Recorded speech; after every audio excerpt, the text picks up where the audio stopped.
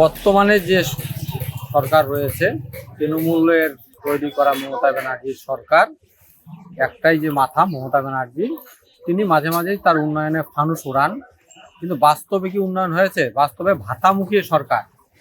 আমরা উন্নয়ন কাকে বলি? উন্নয়নের স্বাস্থ্য, শিক্ষা, বাসস্থান, এই সব কিছুর উন্নয়ন হলে এবং লোকের আর্থসামাজিক অবস্থার পরিবর্তন হলে পরে এবং লোকের ক্রয় ক্ষমতা যদি বাড়ে, তবে তাকে উন্নয়ন মোটামুটি একটা মাপকাঠি ধরা যায়। সেক্ষেত্রে এই সরকার কর্মসংস্থান জিরো, চাকরিতে জিরো, রাস্তাঘাটের ভগ্নদশা, স্বাস্থ্য ব্যবস্থার ভগ্নদশা এবং যে সরকারি যে সংস্থাগুলো আছে সেগুলো ভগ্নদশা। হ্যাঁ, পরিবর্তন কিছু হয়েছে এবং উন্নতি হয়েছে, সেটা মুষ্টিমেয় তৃণমূলের হারমাত বা জিহাদিদের উন্নয়ন হয়েছে।